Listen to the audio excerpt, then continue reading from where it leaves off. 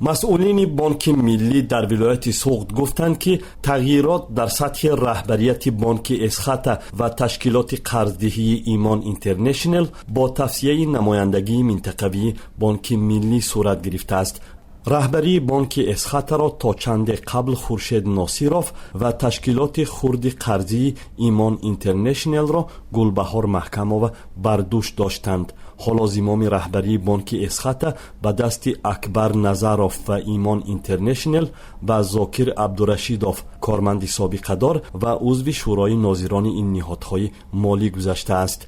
این تغییرات تاکنون رسما اعلان نگردیده بحث‌های را به دنبال داشت که مجبوری و زیر فشار جریان گرفته است. نوروز ولیف رهبر نمایندگی منطقوی بانک ملی در ولایت سوخت در نشست خبریش گفت که رهبران بانک اسخط و سازمان قرضدهی ایمان اینترنشنال نه با راه اجباری بلکه تنها با توصیه بانک ملی عوض کرده شدند.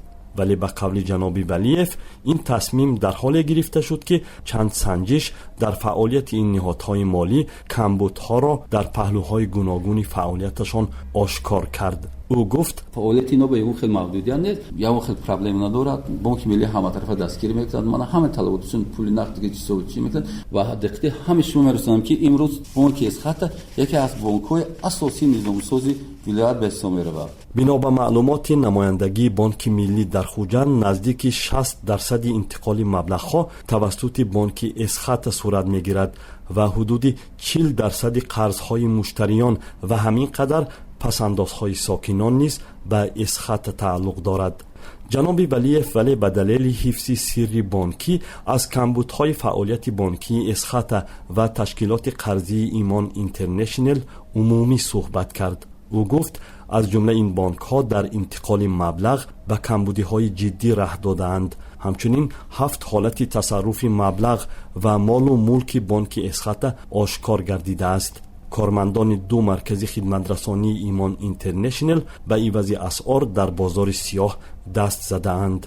رهبری نمایندگی بانک ملی در خوجند همچنین خبرهایی را که اخیراً میان ساکنان میچرخد و گویا رهبری ریاست بانک اسخط همراه چند مقام دیگر با محروم شدن از حق فعالیت در بانک از کار برکنار گردیدند رد کرد. او در این باره گفت آن نفرانی که در همه کمبودی‌ها محض با اونا وابستگی دارد توصیه داده شد که اونا را از کار به دیکور گذارانشان نگفته کار گرفت. زاکر عبدالرشیدوف اجرا کننده وظیفه مدیر کلی تشکیلات قرضی ایمان اینترنشنال شهروند خارجی و کارمند سابقه دار و عضو سابقه دار شورای ناظران این نهاد مالی معرفی گردید. در نشست نمایندگی بانک ملی در خوجند ولی جناب عبدالرشیدوف حضور نداشت. در وبسایت ایمان اینترنشنال گفته شده است که زاکر عبدالرشیدوف ختم کرده یک کالج ایالت پنسیلوانیای ایالات متحده آمریکا بوده سابقه کاری در مقام‌های رهبری سازمان‌های جمعیتی در قرقیزستان را داشته است. در نشست خبری رهبری نمایندگی بانک ملی در خوجند اسم رهبران پیشین بانک اسخط و ایمان اینترنشنال خورشید ناصیروف و گلبهار محکموف گرفته نشد. خودی آنها نیز از زمان پیش آمدن مشکل در فعالیت کاری و برکنار شدنشان از وظیفه های رهبری تا کنون با رسانه ها صحبت نمی کنند. مؤسسه ایمان اینترنشنال که سال 1999 ارزی هستی کرده است یکی از تشکیلات های قابل اعتماد و موفق مالی به حساب می رود که از پشتیبانی شریکان بین المللی برخوردار است.